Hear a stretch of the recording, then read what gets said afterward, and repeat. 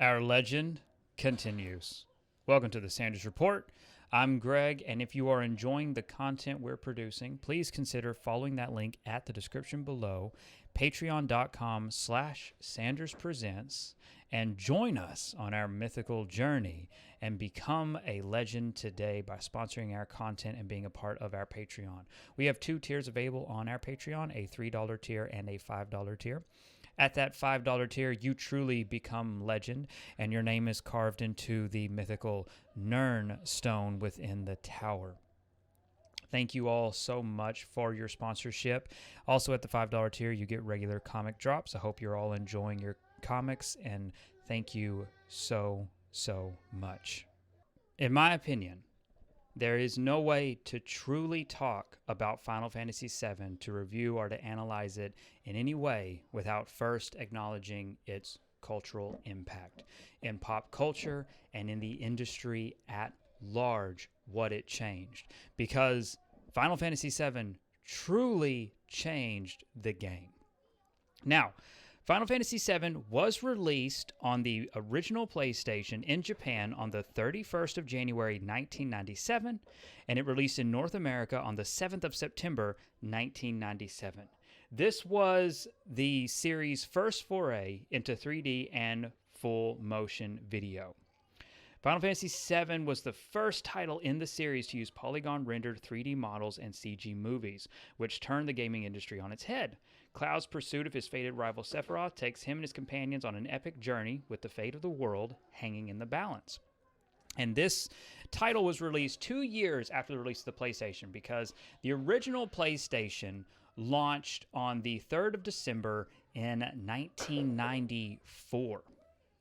And so, after 2 years, we had Final Fantasy VII release. And what's really important to point out here is that from 1990, during the early period of Final Fantasy VII, it was in development for the Nintendo 64, specifically the Nintendo 64 DD, the add-on for the Nintendo 64, because Square, again, at the time of this release, Square was known as Squaresoft. This was before the merger with Enix.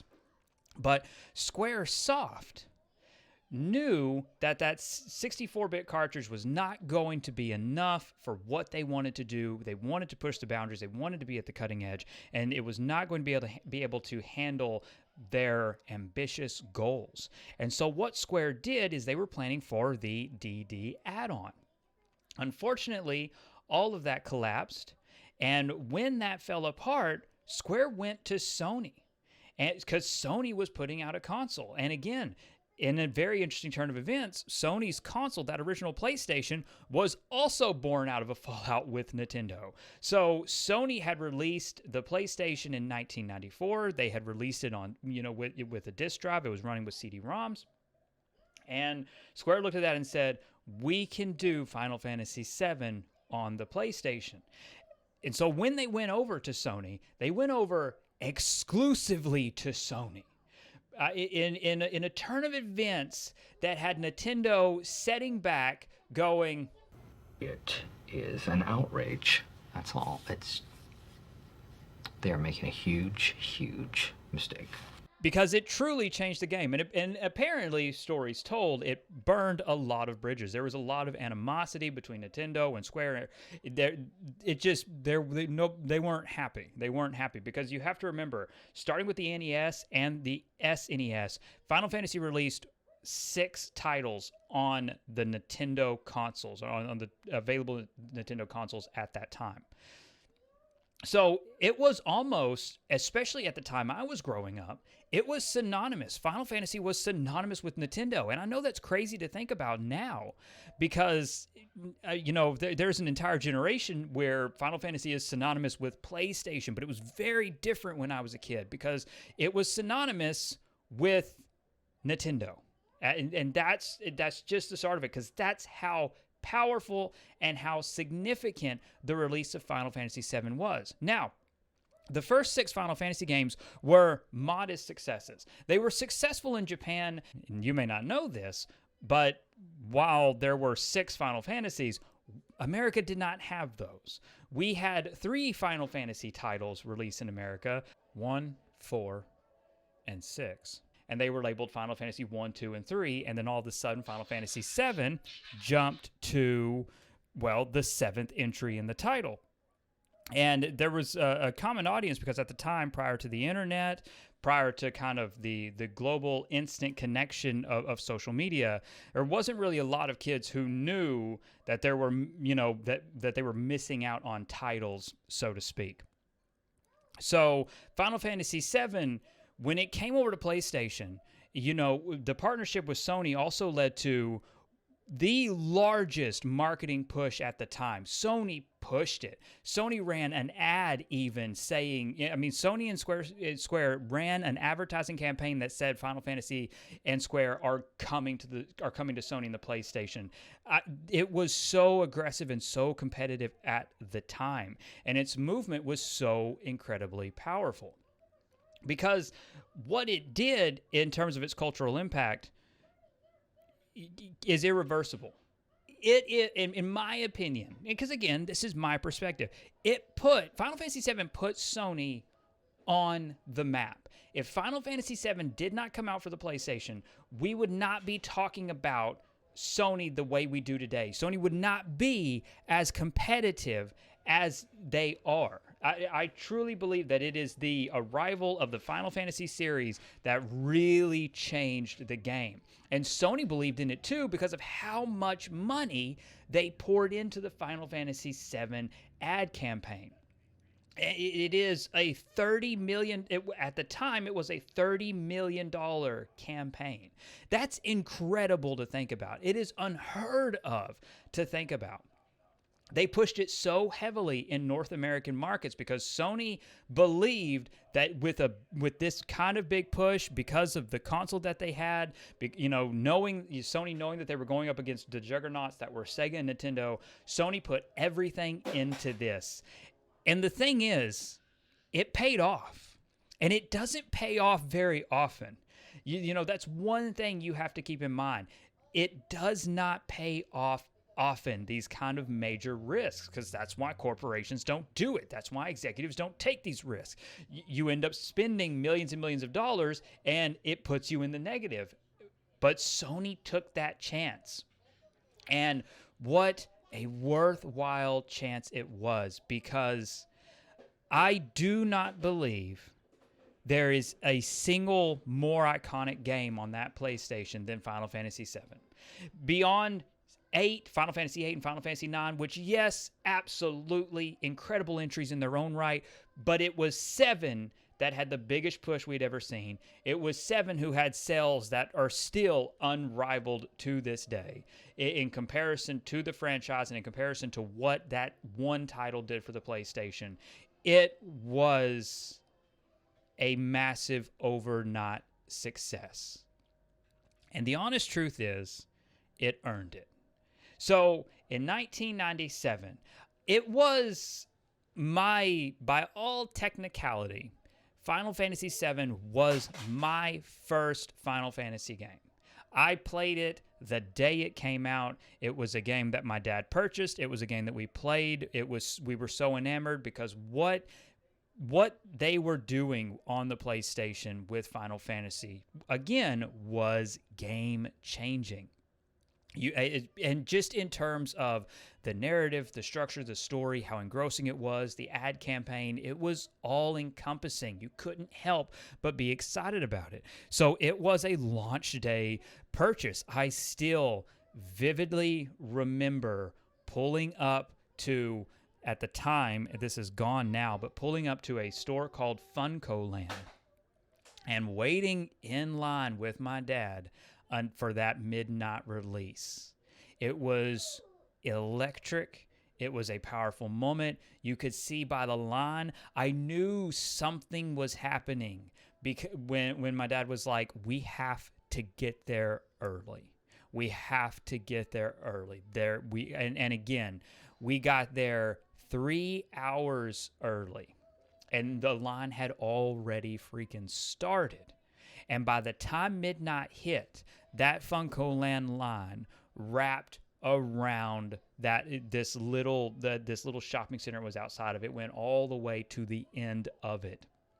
It was incredible. And I have never seen anything like it since. I mean, I've seen lines. I've seen lines. The one, in my opinion, again, from my perspective of my life experience, the only one that rivals it was the line for Halo 3. When Halo 3 launched, that was a big deal. But it still did not stretch that far. Interesting turn of events. When Halo 3 launched, it was it was at a GameStop in the Town East Mall. So it again, for one reason or another, or because there was more stores or whatever, or just perspective, because again, from 1997 to 2007, so a lot of, it's crazy to think about, but a lot changes in 10 years, especially in the gaming industry. But the perspective was different. For me, there is nothing else that rivals or compares to that line, to that night, to that midnight launch. It was such a pivotal moment because we had the PlayStation. We got the PlayStation when it launched. We had the N64. I grew up around games. My dad was an avid gamer. I grew up in that culture. I grew, because of his work, because of because of all kinds of various degrees of my interests and things like that. I just ended up really growing up around it because there were Final Fantasy titles in the house. It's just they weren't ones that I ever picked up. We had Final Fantasy 3 in the house. It was legitimately there. We also had the original Final Fantasy because we had an NES and an SNES.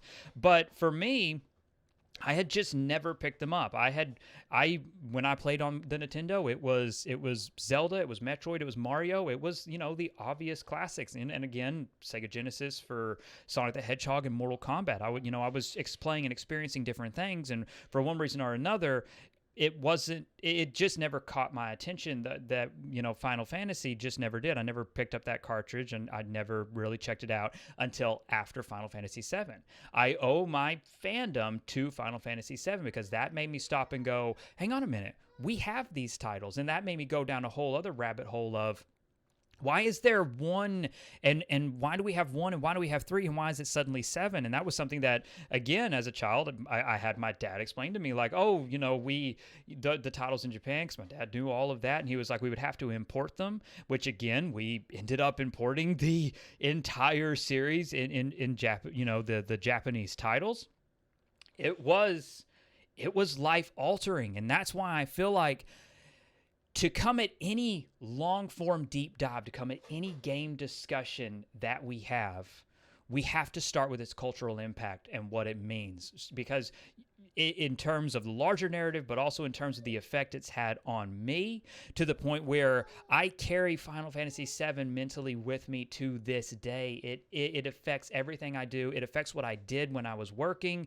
It absolutely had a permanent effect. One of the most fascinating things in terms of testing, in terms of focus testing, and in terms of research, and in terms of diving into memorability and nostalgia and what people, the memories they have collected, the effects of the gaming industry on them, and those kind of tests that I've run in the past, the biggest one, what's fascinating is there is no other title that has the impact like Final Fantasy VII. Everyone knows it. Everyone knows it, especially again from 1997, that certain age range, whether you were a child, a teenager, young adult, whatever. But if you were from that period, everyone knows it. Even offhand, even as we get further away from it, I mean to say, they still know it. Now, they don't know the name of every character, but they still know the references of, the girl in the pink dress, boy with the big sword and the spiky hair. They have these touchstones that are ingrained in them in pop culture, and there aren't that many things that do that to people. I know pop culture is everywhere. I know there's material everywhere to consume, but those kind of touchstones, like when they stick with you and when they stick across generations, that's powerful. That means something.